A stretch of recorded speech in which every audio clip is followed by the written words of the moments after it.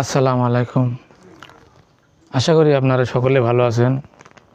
আজকে বাংলা ব্যাকরণের গুরুত্বপূর্ণ বিষয় নিয়ে হাজির হলাম। ব্যাকরণের বিভিন্ন বিষয়ের প্রকারভেদ আমাদের প্রায় মনে থাকে না। এই কারণে আপনি যেভাবে প্র্যাকটিস করবেন, আজকে খাতা কলম নিয়ে বসে পড়ুন, ইনশাল্লাহ সব বিষয় মনে থাকবে।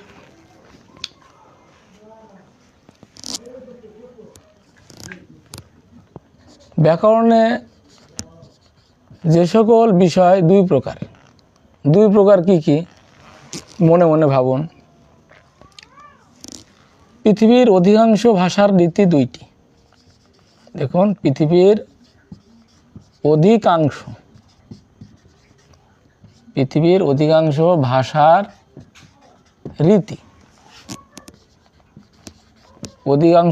রীতি দুই প্রকার।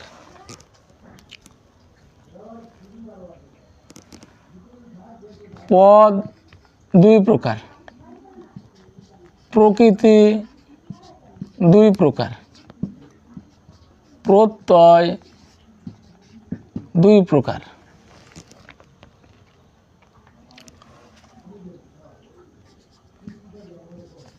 গঠন অনুসারে শব্দ দুই প্রকার।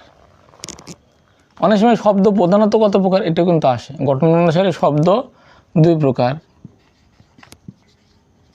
সাধিত শব্দ দুই প্রকার।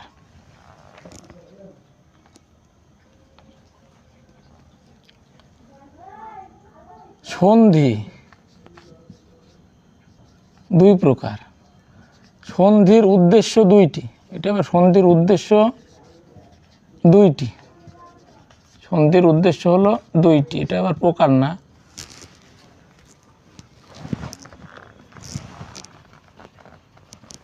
সন্ধির উদ্দেশ্য দুইটি। বিভক্তি দুই প্রকার। আর হলো যৌগিক স্বর জ্ঞাপক বর্ণ দুইটি।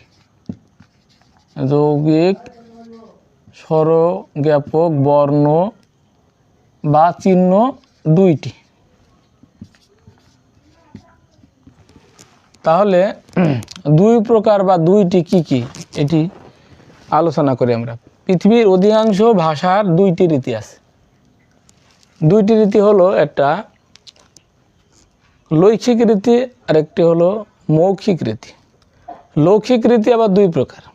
লৈখিক হলো সাধু ও চলিত, আর মৌখিক রীতি দুই প্রকার। সেটি হলো চলিত রীতি আর আঞ্চলিক রীতি, অর্থাৎ আঞ্চলিক উপভাষা। মনে রাখতে হবে, পৃথিবীর সব ভাষারই উপভাষা আসতে পারে যে পৃথিবীর কোন ভাষার উপভাষা আছে, এটা হলো সব ভাষারই উপভাষা আছে। তাহলে দুই প্রকার কি কি? পৃথিবীর অধিকাংশ ভাষার রীতি দুইটি, অর্থাৎ লৈখিক রীতি আর মৌখিক রীতি। পদ দুই প্রকার। পদ প্রধানত দুই প্রকার, মনে রাখতে হবে। একটা হলো সমবায় পদ আর একটা হলো অব্যয় পদ। সমবায় পদ কোনগুলো? যেমন বিশেষ্য, বিশেষণ, সর্বনাম ও ক্রিয়া, এই চারটিকে বলা হয় সমবায় পদ। আর অব্যয় হলো নিজেই অব্যয় পদ। প্রকৃতি দুই প্রকার, নাম প্রকৃতি ও ক্রিয়া প্রকৃতি। প্রত্যয় দুই প্রকার, কৃত প্রত্যয় আর তদ্ধিত প্রত্যয়। গঠন অনুসারে শব্দ দুই প্রকার বা শব্দ প্রধানত দুই প্রকার। গঠন অনুসারে শব্দ দুই প্রকার বা শব্দ প্রধানত দুই প্রকার। সেই দুই প্রকার হলো মৌলিক শব্দ আর সাধিত শব্দ। মৌলিক শব্দ আর সাধিত শব্দ। তো মৌলিক শব্দ হলো যে শব্দকে বিশ্লেষণ করা যায় না তাকে মৌলিক শব্দ বলে। যেমন নক্ষত্র, গোলাপ, হাত, কলম, এগুলো হলো মৌলিক শব্দ। আর যেসব মৌলিক শব্দ ব্যতীত অন্য শব্দকে আমাদের সাধিত শব্দ বলে। তো সাধিত শব্দ আবার দুই প্রকার, একটা নাম শব্দ আর একটা হলো ক্রিয়া। তাই দুই প্রকারের ভিতরে আছে পৃথিবীর অধিকাংশ ভাষার রীতি, পদ, প্রকৃতি, প্রত্যয়। গঠন অনুসারে শব্দ, সাধিত শব্দ দুই প্রকার। সন্ধি প্রধানত দুই প্রকার। অনেকেই সন্ধি তিন প্রকারে নৈর্ব্যক্তিক ভুল করে ফেলে। সন্ধি প্রধানত দুই প্রকার, মনে রাখতে হবে যে সন্ধি, স্বরসন্ধি আর ব্যঞ্জন সন্ধি। সন্ধির উদ্দেশ্য দুইটি, সন্ধির উদ্দেশ্য দুইটি। হ্যাঁ, একটা হলো উচ্চারণের সহজ প্রবণতা, আরেকটি হলো ধ্বনিগত মাধুর্য সম্পাদন। বাংলা ভাষায় যৌগিক স্বরজ্ঞাপক বর্ণ বা চিহ্ন আছে দুইটি, একটা হচ্ছে আমাদের ও, একটা আছে ওই। হ্যাঁ, ওই আর ও, এটা হলো স্বরজ্ঞাপক বর্ণ। যৌগিক স্বরজ্ঞাপক মনে রাখতে হবে। এই যে ওই যদি আমরা ভাঙি তাহলে হবে আমাদের অ আর রস্যই, অ আর রস্যই মিলে হচ্ছে ওই, আর ও যেটা আছে ওটা হলো অ আর রস্য। তো এতক্ষণ আপনারা দুই প্রকার বা দুইটি কী কী ব্যাকরণের সেগুলো জানলেন। তো এইভাবে লিখে রাখেন যে দুই প্রকার কোনগুলো, তাহলে কিন্তু আপনার মনে থাকবে সহজে।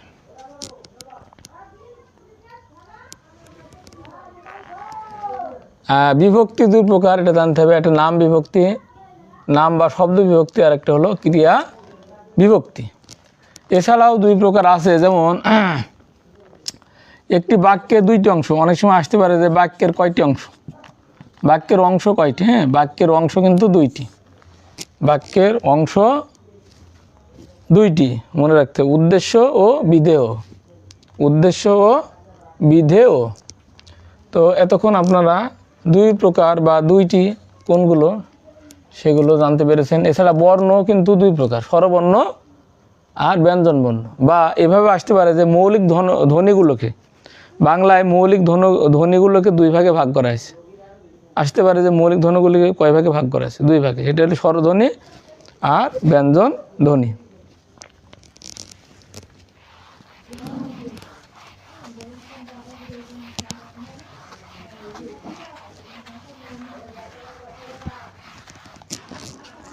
এবার আসুন তিন প্রকার কি কি।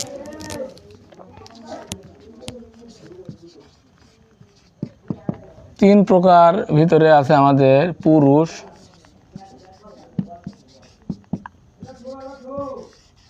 কাল বা ক্রিয়ার কাল,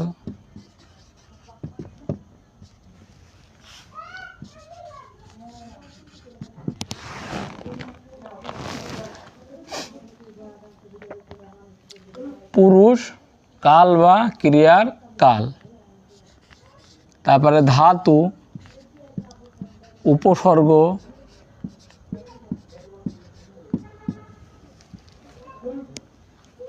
গঠন অনুসারে বাক্য,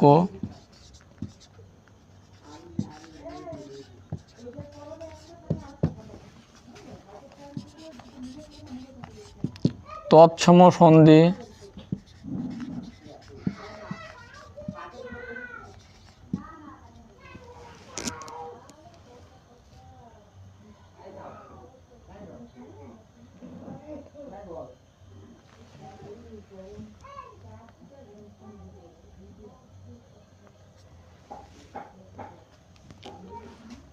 ভাষার বিচারে শব্দের গুণ, ভাষার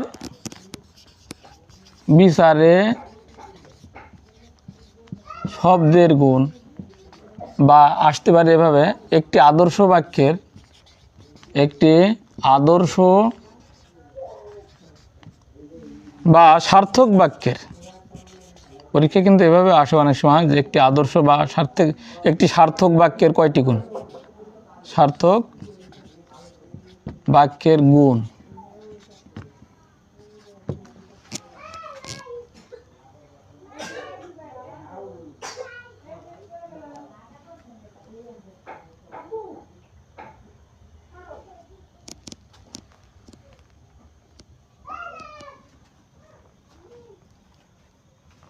তাহলে তিন প্রকার কি কি আমরা দেখি এখানে। পুরুষ, পুরুষ তিন প্রকার, উত্তম পুরুষ, মধ্যম পুরুষ, নাম পুরুষ বা প্রথম পুরুষ। পুরুষ হলো তিন প্রকার। কাল বা ক্রিয়ার কাল, এটি তিন প্রকার। এটা হলো কাল বা ক্রিয়ার কাল হলো আমাদের বর্তমান কাল, অতীতকাল আর ভবিষ্যৎকাল। আর এই তিনটে কালকে কি আবার কিন্তু চারটে ভাগে ভাগ করা হয়েছে। বর্তমান কালও চার প্রকার, অতীতকালও চার প্রকার, ভবিষ্যৎকালও চার প্রকার। এটা কিন্তু মনে রাখতে হবে। অর্থাৎ কাল প্রধানত তিন প্রকার। ধাতু, ধাতু তিন প্রকার। মৌলিক ধাতু, সাধিত ধাতু, আর একটা হলো যৌগিক বা সংযোগমূলক ধাতু। উপসর্গ, উপসর্গ তিন প্রকার, তৎসম বা সংস্কৃত উপসর্গ, দেশি বা খাঁটি বাংলা উপসর্গ, আর হলো বিদেশি উপসর্গ। তৎসম বা সংস্কৃত, মনে রাখতে হবে তৎসম মানে কিন্তু সংস্কৃত, তৎসম বা সংস্কৃত উপসর্গ, খাঁটি বাংলা বা দেশি উপসর্গ আর বিদেশি উপসর্গ। আর গঠন অনুসারে বাক্য তিন প্রকার, গঠন অনুসারে বাক্য হলো তিন প্রকার, সেটি হলো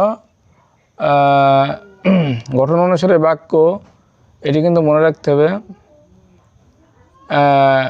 সরল বাক্য, জটিল বাক্য, জটিল বাক্যের কিন্তু আরও নাম আছে, জটিল বাক্য, মিশ্র বাক্য বা শর্তমূলক বাক্য। জটিল বাক্যের তিনটে নাম, জটিল বাক্য, মিশ্র বাক্য বা শর্তমূলক বাক্য। বাক্য গঠন অনুসারে তিন প্রকার, সরল বাক্য, জটিল বাক্য আর যৌগিক বাক্য। জটিল বাক্যের তিনটে নাম মনে রাখতে হবে। এবার আছে তৎসম সন্ধি। আমরা প্রথমে দেখেছিলাম যে সন্ধি প্রধানত দুই প্রকার, স্বরসন্ধি আর ব্যঞ্জন সন্ধি। আর তৎসম সন্ধি বলতেছে তিন প্রকার।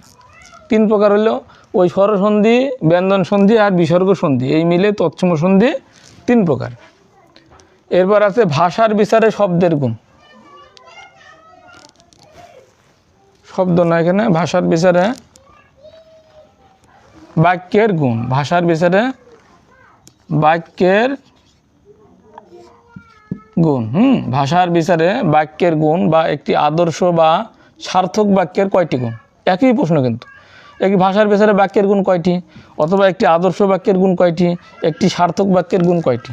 এই সার্থক বাক্যের গুণ হলো তিনটি, আকাঙ্ক্ষা, আসক্তি আর যোগ্যতা। বা ভাষার বিচারে বাক্যের গুণ এই। এবার আছে অর্থ অনুসারে শব্দ। অর্থ অনুসারে শব্দ তিন প্রকার।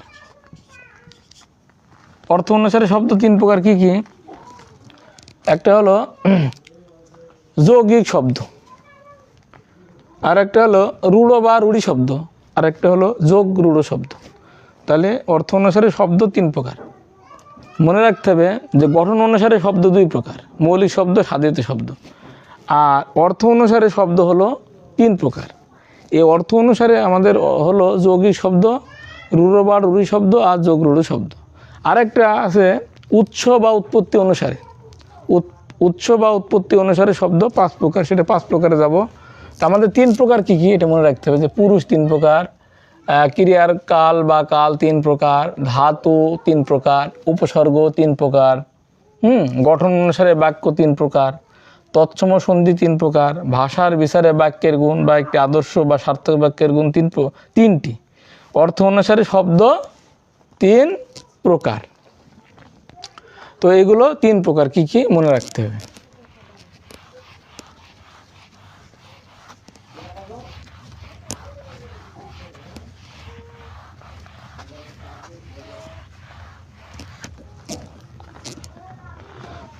এখন আসি চার প্রকার কি কি, ব্যাকরণের কোন কোন জিনিস আমাদের চার প্রকার।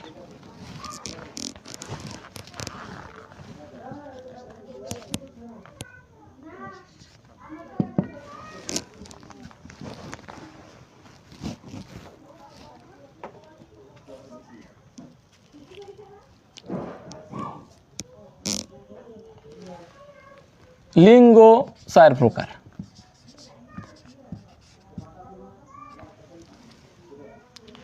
লিঙ্গ চার প্রকার হলো পুংলিঙ্গ, স্ত্রীলিঙ্গ, আর উভয়লিঙ্গ ও কিলিবলিঙ্গ। লিঙ্গ চার প্রকার।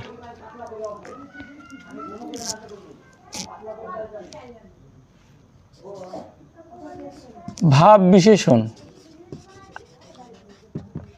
ভাব বিশেষণ চার প্রকার। তারপরে ক্রিয়ার ভাব বা ধরন, ক্রিয়ার ভাব বা ধরন চার প্রকার।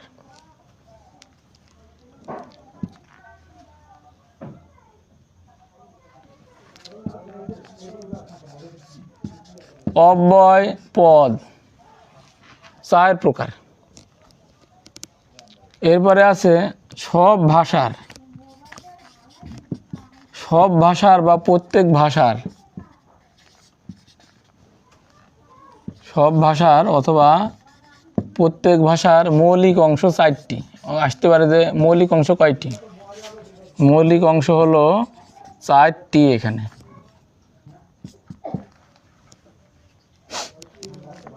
আর একটা হলো ব্যাকরণের আলোচ্য বিষয় কয়টি? 4টি।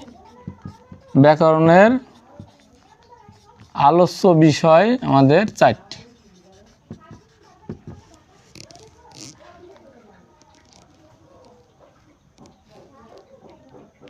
সংখ্যাবাচক শব্দ 4 প্রকার।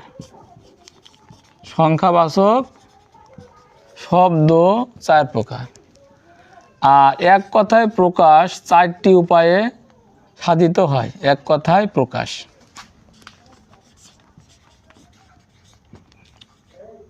চারটি উপায়ে সাধিত হয়। এখন আমি আলোচনা করতেছি 4 প্রকার কী কী। লিঙ্গ 4 প্রকার, ভাব বিশেষণ 4 প্রকার। ভাব বিশেষণ অর্থাৎ বিশেষণকে প্রধানত 2 ভাগে ভাগ করা হয়েছে। বিশেষণকে 2 ভাগে ভাগ করা হয়েছে, ক্রিয়াকেও 2 ভাগে ভাগ করা হয়েছে, মনে রাখতে হবে। তো বিশেষণ 2 প্রকার হলো নাম বিশেষণ আর ভাব বিশেষণ। আর ক্রিয়াকে যে 2 ভাগে ভাগ করা হয়েছে, এই 2 ভাগে হলো সমাপেক্ষা ক্রিয়া ও অসমাপেক্ষা ক্রিয়া। এখন এই ভাব বিশেষণ আবার 4 প্রকার। ভাব বিশেষণ 4 প্রকার। এই 4 প্রকারের নামটা মনে রাখতে হবে যে ভাব বিশেষণে 4 প্রকার হলো ক্রিয়া বিশেষণ, বিশেষণের বিশেষণ, আর অব্যয় বিশেষণ আর বাক্যের বিশেষণ। তাহলে ভাব বিশেষণ 4 প্রকার মনে রাখতে হবে। ভাব বিশেষণ 4 প্রকার। ভাব বিশেষণ মনে রাখতে হবে 4 প্রকার কী কী? একটি হলো ক্রিয়া বিশেষণ, এর একটা হলো বিশেষণের বিশেষণ, আর হলো অব্যয় বিশেষণ ও বাক্যের বিশেষণ। এবার হলো ক্রিয়ার ভাব বা ধরন 4 প্রকার। ক্রিয়ার ভাব বা ধরন 4 প্রকার। এটা হলো 1 নম্বর হলো নির্দেশক ভাব, 2 নম্বর হলো অনুজ্ঞা ভাব, 3 নম্বর সাপেক্ষ ভাব, আর 4 নম্বর হলো আকাঙ্ক্ষা প্রকাশক ভাব। এই ভাব হলো ক্রিয়ার ভাব বা ধরন 4টি। এখন অব্যয় পদ। অব্যয় পদ 4 প্রকার। অব্যয় পদ 4 প্রকার। এই অব্যয় পদ 4 প্রকার মনে রাখতে হবে। সমচ্চয়ী অব্যয়, অনন্বয়ী অব্যয়, অনুসর্গ অব্যয়, আর একটি হলো অনুকার বা ধনাত্মক অব্যয়। আমি আরেকবার বলছি, অব্যয় পদ 4 প্রকার। সমচ্চয়ী অব্যয়, অনন্বয়ী অব্যয়, আর অনুসর্গ অব্যয়, আরেকটি হলো অনুকার বা ধনাত্মক অব্যয়।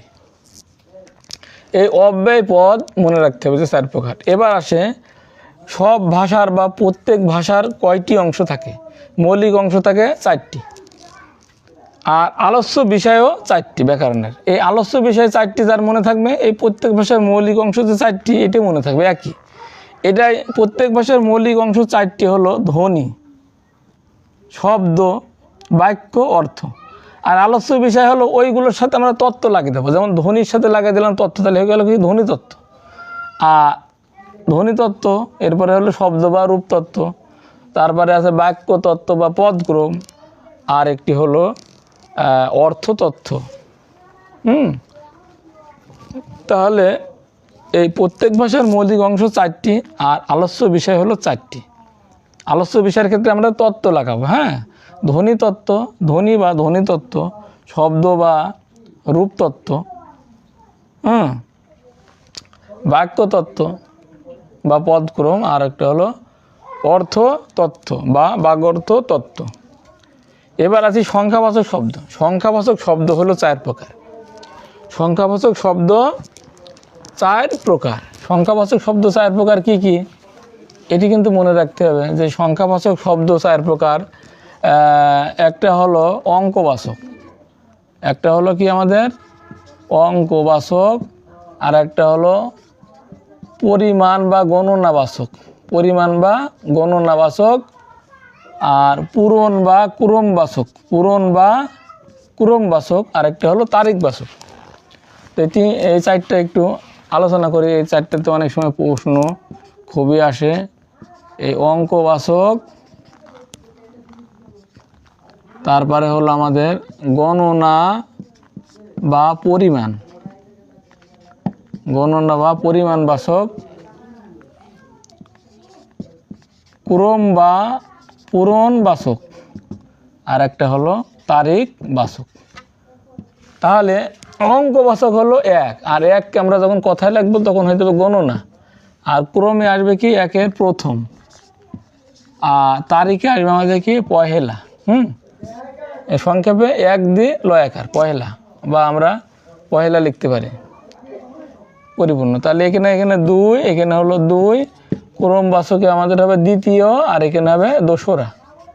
তো এইভাবে সংখ্যাবাচক শব্দ হলো চার প্রকার: অঙ্কবাচক, গণনা বা পরিমাণবাচক, ক্রম বা পূরণবাচক, আরেকটি হলো তারিখবাচক। আর এক কথায় প্রকাশ, এটি পরীক্ষা অনেক সময় আসে যে এক কথায় প্রকাশ কয়টি উপায়ে সাধিত হয়। এক কথায় প্রকাশের আরেকটি নাম হলো বাক্য সংকোচন বা বাক্য সংক্ষেপণ। তো বাক্য সংকোচন 4টি উপায়ে সাধিত হয়, এটা মনে রাখতে হবে।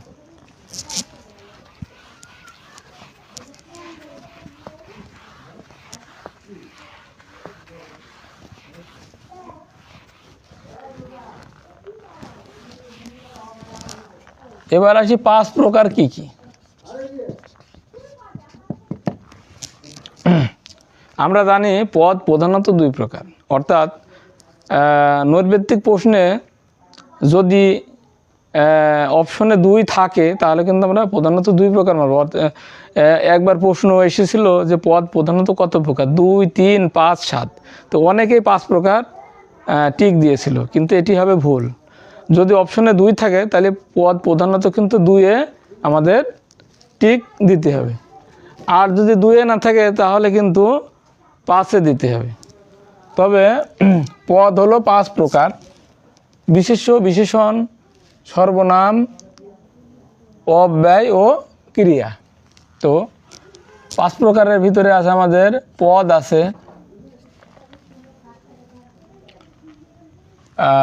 তারপরে 5 প্রকারের ভিতরে আছে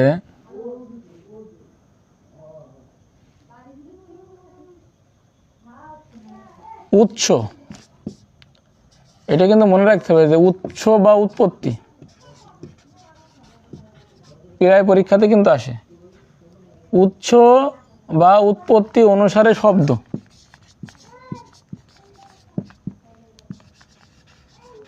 অনেক সময় এই প্রশ্নটি একটু ঘুরিয়ে আসে, সেটি হলো বলে বাংলা ভাষায় শব্দ সম্ভারকে কয় ভাগে ভাগ করা হয়েছে। বাংলা ভাষায় শব্দ সম্ভার বলতে কিন্তু এই উৎস বা উৎপত্তি অনুসারে শব্দ। তো উৎস বা উৎপত্তি অনুসারে শব্দ হলো 5 প্রকার। এই 5 প্রকার হলো তৎসম শব্দ, অর্ধ তৎসম শব্দ, তদ্ভব শব্দ, দেশি শব্দ ও বিদেশি শব্দ। এই 5 প্রকারকে বলা হয় উৎস বা উৎপত্তি অনুসারে শব্দ। বা প্রশ্নটি ঘুরিয়েও আসতে পারে যে বাংলা ভাষায় শব্দ সম্ভারকে কয় ভাগে ভাগ করা হয়েছে, সেটি হলো 5 প্রকার। আর একটা হলো অর্থ অনুসারে বাক্য 5 প্রকার। এটি কিন্তু অনেক সময় আসে যে অর্থ অনুসারে বাক্য কত প্রকার। বাক্য আমরা দেখলাম যে গঠন অনুসারে বাক্য 3 প্রকার: সরল বাক্য, জটিল বা মিশ্র বাক্য, আর হলো যৌগিক বাক্য। আর এখানে অর্থ অনুসারে বাক্য হলো 5 প্রকার। আমরা সেন্টেন্স পড়েছি অ্যাসার্টিভ, ইন্ট্রোগেটিভ, ইম্পারেটিভ। তো ওইগুলোর বাংলাগুলো করলে কিন্তু অর্থ অনুসারে বাক্য হয়ে যাবে। বাক্যগুলো বর্ণনামূলক বাক্য, প্রশ্নবোধক বাক্য, অনুজ্ঞা সূচক বাক্য,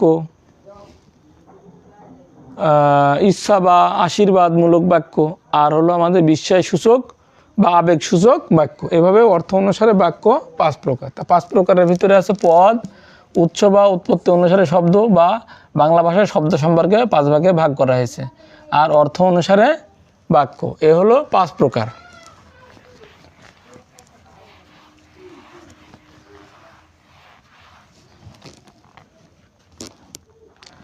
এখন আছে 6 প্রকার। 6 প্রকারের ভিতরে কি কি আছে? 6 প্রকারের ভিতরে আছে বিশেষ্য। বিশেষ্য পদ মনে রাখতে হবে যে বিশেষ্য পদ বা নাউন 6 প্রকার। বিশেষ্য পদ বা ইংরেজিতে নাউন 6 প্রকার। এরপর কারক 6 প্রকার। কারক 6 প্রকার। কারক কর্তৃকারক, কর্মকারক, করণকারক, সম্প্রদানকারক, অপাদানকারক আর অধিকরণ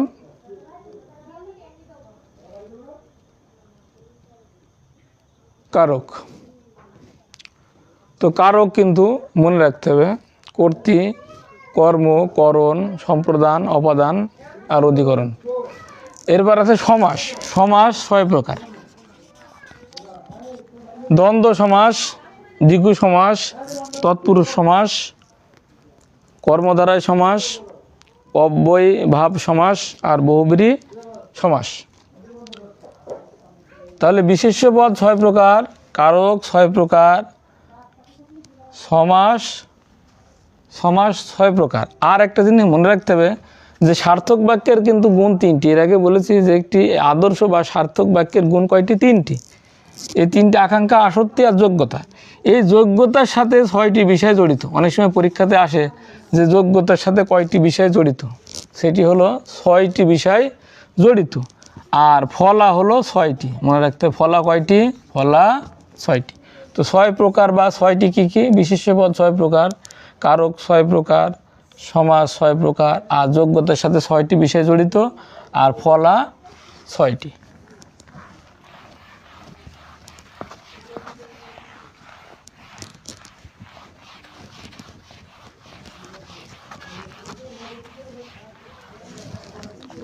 এখন হলো 7 প্রকার। 7 প্রকার বা 7টি কী কী? 7 প্রকার বা 7টি হলো বিভক্তি প্রধানত 2 প্রকার। একটা হলো নাম বিভক্তি, নাম বা শব্দ বিভক্তি, আর একটা হলো ক্রিয়া বিভক্তি। এই নাম বিভক্তি হলো 7 প্রকার।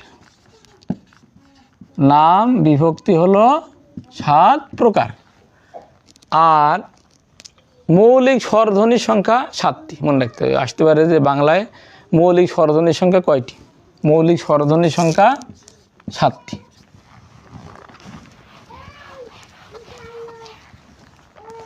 এখন হচ্ছে 8 প্রকার। 8 প্রকারে আছে বহুব্রী সমাস। মনে রাখতে হবে বহুব্রী সমাস 8 প্রকার। বহুব্রী সমাস 8 প্রকার।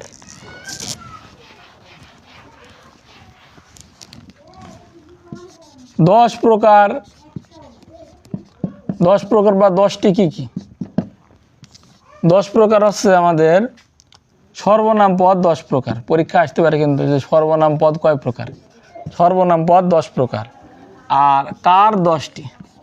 কার 10টি, অর্থাৎ স্বরবর্ণের সংক্ষিপ্ত রূপকে কার বলে মনে রাখতে হবে। তো অর কোনো কার নেই, অ হলো স্বাধীন বা বিলীন বর্ণ। তাহলে কার হলো 10টি, অর্থাৎ আ হতে ও পর্যন্ত হলো 10টা। এই 10টির কার আছে, এ কারণে কার হলো 10টি।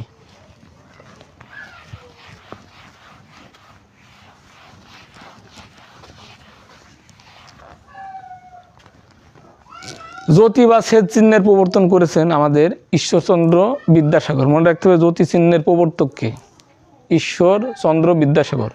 তো জ্যোতি বা ছেদ চিহ্ন 12টি। অনেক সময় পরীক্ষাতে আসে যে বাংলায় জ্যোতি বা ছেদ চিহ্ন কয়টি? এর উত্তর হলো 12টি।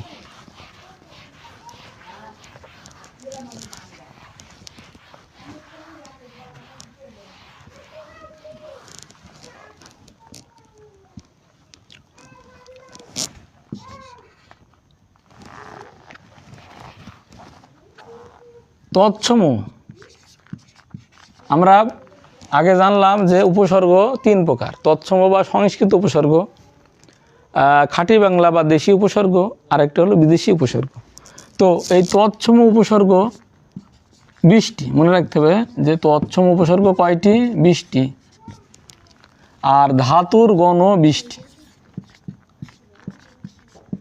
ধাতুর গণ 20টি। তো 20টি কী কী বাংলা ব্যাকরণে? তৎসম উপসর্গ 20টি আর ধাতুর গণ 20টি। আর খাঁটি বাংলা উপসর্গ 21টি। খাঁটি বাংলা উপসর্গ, খাঁটি বাংলা উপসর্গ কয়টি? 21টি। খাঁটি বাংলা উপসর্গ হলো 21টি। বাংলায় যৌগিক স্বরধ্বনির সংখ্যা কয়টি? এটা যদি পরীক্ষায় আসে, যৌগিক স্বরধ্বনি, যৌগিক যৌগিক স্বরধ্বনির সংখ্যা হলো 25টি, মনে রাখতে হবে। যৌগিক স্বরধ্বনির সংখ্যা হলো 25টি। আর হলো ক থেকে ম পর্যন্ত, ক থেকে ম পর্যন্ত এই 25টি বর্ণকে বলা হয় স্পর্শ ধ্বনি। স্পর্শ ধ্বনি। তো এ কারণে পরীক্ষা এভাবে আসতে পারে যে স্পর্শ ধ্বনির সংখ্যা কয়টি? স্পর্শ ধ্বনির সংখ্যা 25টি। আর বাংলা ভাষায় যৌগিক স্বরধ্বনির সংখ্যা 25টি।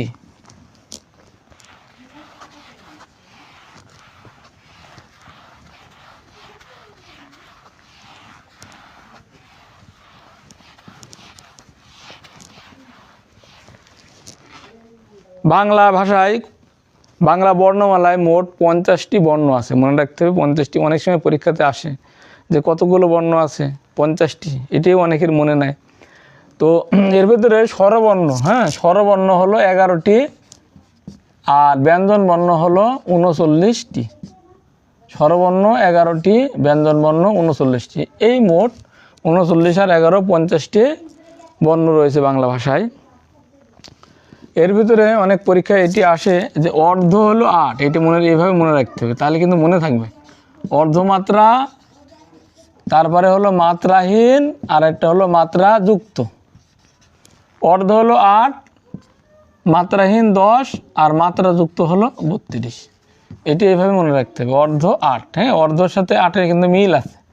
অর্ধমাত্রা 8, মাত্রাহীন 10, আর মাত্রা যুক্ত বর্ণ হলো 32টি।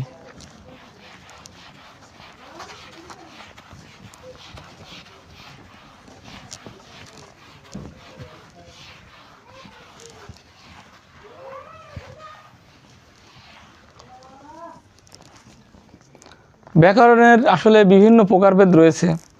যেমন তদ্ধিত প্রত্যয় 3 প্রকার। বাংলা তদ্ধিত প্রত্যয়, বিদেশি তদ্ধিত প্রত্যয়, আর একটা হলো তৎসম বা সংস্কৃত তদ্ধিত প্রত্যয়। ধাতু 3 প্রকার। এর আগে আমি আলোচনা করেছি, এগুলো আপনারা খাতায় লিখে প্র্যাকটিস করবেন এভাবে, তাহলে আপনাদের মনে থাকবে মেমোরিতে যে কোনটি কত প্রকার।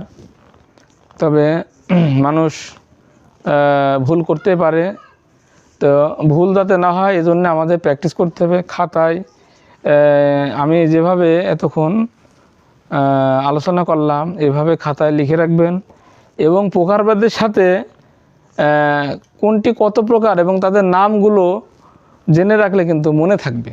আর নামগুলো না জেনে শুধু কত প্রকার এভাবে মুখস্থ করলে মনে থাকবে না।